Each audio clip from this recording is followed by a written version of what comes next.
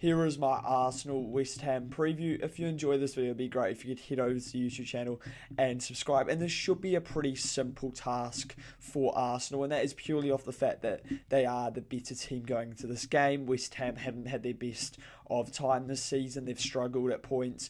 But to be fair, they do have a new manager now. They do have Nuno, who's come in for Graham Potter, and straight away I think you can see they look so much better. We saw that in the Everton game, and I mean, he's just a way better coach than Graham Potter is. So that makes the game, I think, a bit more interesting. But Arsenal, what can they do to ensure that they get the result? Well, first of all, I think they need to go with a really attacking mentality straight from kickoff. You know what West Ham are going to do. They're going to sit in and look to frustrate you.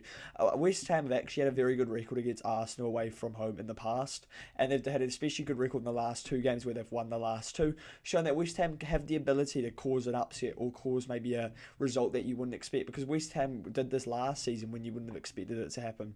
There was no signs that West Ham were going to be able to take any points of Arsenal last season, and they managed to. So what's the keys for Arsenal? Well, I'd be actually playing a really attacking midfield. I'd probably bring Eze, Ødegaard. Ødegaard's absolutely key for everything Arsenal do this season, and I've been really impressed with him so far since coming back from injury. So 100% Ødegaard needs to start this game as either the right 8 or maybe the right 10, and then you could play Eze as well next to him.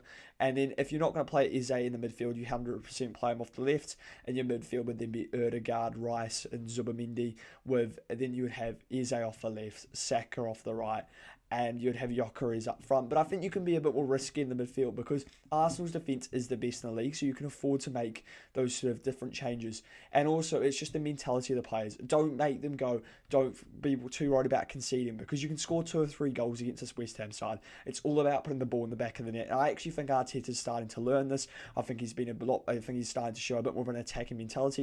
Arsenal have been excellent against these lower teams this season, and I think this is going to reward them in a 3-0 win for Arsenal. Let me know your prediction for this game, and if you enjoyed this video, it'd be great if you could subscribe to the YouTube channel.